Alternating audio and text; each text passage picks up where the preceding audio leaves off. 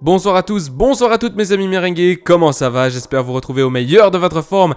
Comme d'habitude, demain, le Real Madrid qui retrouve la Ligue des Champions, c'est la journée numéro 2 de ce groupe C. L'adversaire, c'est Naples. Naples, un adversaire difficile, le champion actuel d'Italie, il ne faut pas l'oublier. Je vous laisse avec la traduction de la conférence de presse, donc les réponses et les questions traduites en français. Let's go!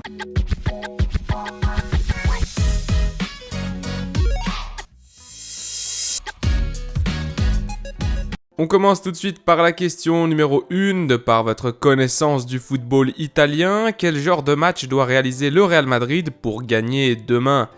Carlo répond: nous jouons contre une des meilleures équipes d'Italie, ils ont fait de très bonnes choses l'année passée, je crois qu'ils ont maintenu la même structure, ce sera un match disputé, un match équilibré comme toujours, parce que nous affrontons une équipe d'un très haut niveau, qui a des individualités et dans une ambiance qui va beaucoup les pousser. Alors nous devrons réaliser un match sérieux et complet en essayant de répéter les choses positives du dernier match face à Gérone. En partant de cette base du match face à Gérone, je pense qu'on pourra obtenir quelque chose de positif aussi dans cette rencontre. Question numéro 2, Bellingham est actuellement Pichichi en Liga, il a 6 buts. Pour vous, Bellingham est-il actuellement le meilleur joueur du monde? Carlo Ancelotti répond: je crois que Bellingham s'est bien adapté, très bien adapté à sa nouvelle équipe. Il est en train de montrer toutes les qualités qu'il détient. Je crois que pour nous, ce n'est pas important si quelqu'un le considère ou non le meilleur du monde. Pour moi, nous avons la meilleure équipe du monde en incluant tous les joueurs. Nous devons maintenir cette envie de vaincre, cet enthousiasme, cette illusion. Le fait que Bellingham joue avec nous rend très heureux. Question numéro 3 les amis, on a demandé à l'instant à Federico Valverde si ce Real Madrid possédait le meilleur milieu de terrain du monde. Mais il est évident qu'il y a 7 joueurs pour 4 postes. Les 2 derniers matchs, Modric n'a pas joué une seule minute, cela a retenu notre attention.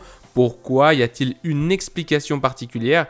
Et si demain pourrait être son tour, ensuite est-il spécialement difficile pour vous de le convaincre de son nouveau rôle? Carlo qui répond: c'est assez surprenant que Modric n'a pas le même rôle qu'il a eu les années précédentes. Néanmoins, le premier match de Ligue des Champions, il l'a disputé, il a également joué pendant le derby. Ces 2 dernières rencontres, il n'a pas joué tout simplement parce que la concurrence est très élevée au milieu de terrain et il peut arriver qu'un joueur reste sur le banc. Nous n'avons aucun problème avec lui et lui n'a aucun problème avec nous. J'ai beaucoup de respect pour lui en tant que joueur et en tant que personne. Parfois, je dois prendre des décisions qui sont difficiles pour tout le monde, également pour moi. Question numéro 4, toujours avec Luka Modric. Avec Modric, il n'y a rien à discuter, je veux dire que c'est quelque chose de professionnel entre joueur et entraîneur. C'est ce qui avait été convenu l'année dernière lorsqu'il a renouvelé son contrat. Ou y a-t-il quelque chose de nouveau au niveau de sa situation sportive? Carlo qui répond: non, rien de nouveau, je ne sais pas comment l'expliquer, il s'agit simplement d'une décision technique que j'ai prise lors de ces 2 derniers matchs. Cela pourrait très bien changer demain ou durant les prochaines rencontres. La réalité, c'est qu'un jour ce sera Modric, un autre jour Toni Kroos, un autre ce pourrait être Tchouaméni ou Camavinga. Alors si on va toujours me poser des questions à chaque conférence de presse de ce type-là, je crois qu'il n'y a rien à expliquer. Il y aura toujours des joueurs sur le banc car nous sommes 7 et comme vous l'avez dit, il y a seulement 4 milieux qui peuvent jouer. D'ailleurs, quand j'ai essayé d'en aligner 5, vous me lanciez des pics. Et tout le monde rigole. Question numéro 5, vous avez dit que vous partiriez de la base du match face à Gérone. La base, ce n'est pas le 11 au complet, mais avez-vous des motifs particuliers pour changer l'équipe? Par exemple, ne pas positionner Camavinga comme latéral gauche ou ne pas maintenir la paire Roselu-Vini? Carlo répond évidemment: il y a des doutes pour cette rencontre, c'est normal, enfin, beaucoup plus de votre côté que pour moi tout est assez clair, par chance.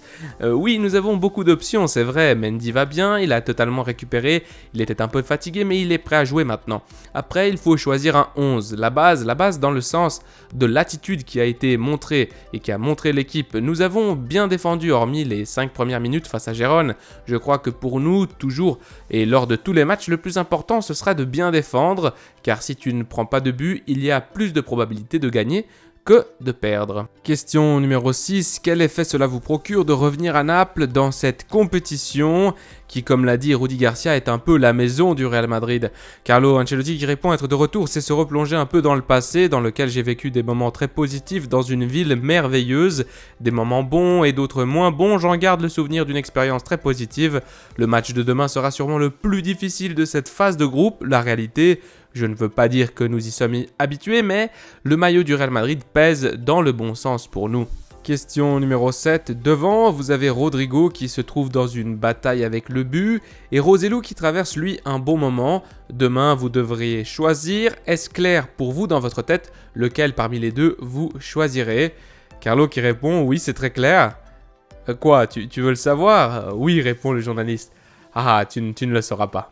Question numéro 8. Vous venez de dire que vous avez traversé des moments plutôt bons et des moments moins bons ici. Vous avez été reçu par les collègues journalistes, donc les collègues italiens, avec des applaudissements. Ils vous gardent de l'affection, je vous le demande, car il y a un an, le président de Naples a déclaré que vous étiez un chic type, un grand entraîneur, mais que vous n'aviez pas réussi à gagner l'affection du public napolitain et que pour cette raison, il a pris certaines mesures.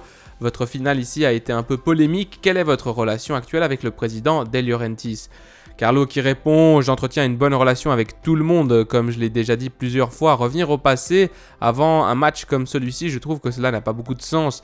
Je crois que lorsque la relation entre un entraîneur et un club n'a pas ce feeling, ce sentiment adéquat, il vaut mieux s'arrêter. Je crois que ça a été la meilleure décision pour Naples et aussi pour moi-même, car 2 ans après, je suis revenu dans le plus grand club du monde. » Question numéro 9. Giovanni Di Lorenzo, en conférence de presse, a souligné que vous avez été une figure très importante pour sa carrière à Naples. Vous attendiez-vous à voir une telle évolution de Di Lorenzo sur le plan technique, tactique et du point de vue caractériel?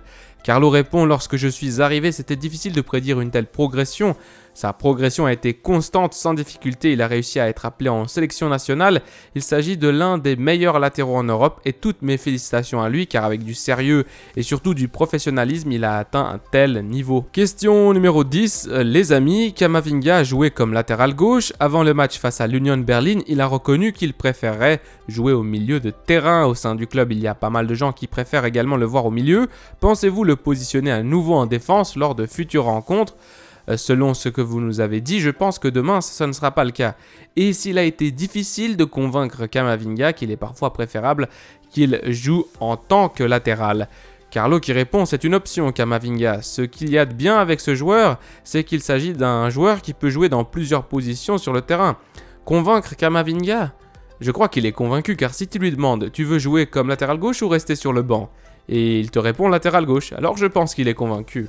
Question numéro 11. Vous avez joué et entraîné les meilleurs au monde, Van Basten, Shevchenko, Benzema et surtout Cristiano Ronaldo. Quelle est votre opinion concernant Kvisha, Kvaratskhelia et Osimhen? Ce sont des cracks ou des futurs cracks en chemin.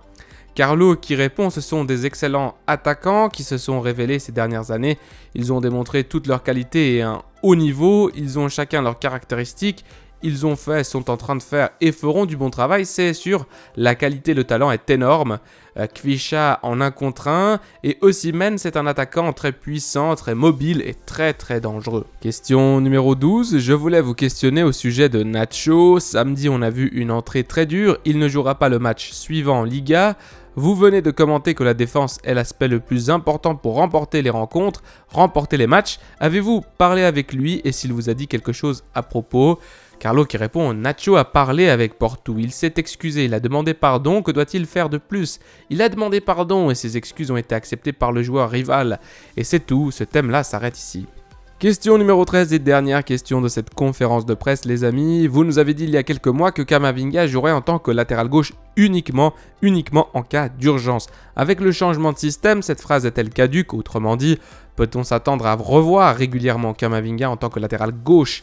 Carlo répond non, de manière régulière, non, parce que nous avons 2 latéraux en qui nous avons confiance. Fran a bien joué durant les premiers matchs, Mendy est en train de bien récupérer de sa blessure, alors cette position est très bien couverte, en incluant également Camavinga.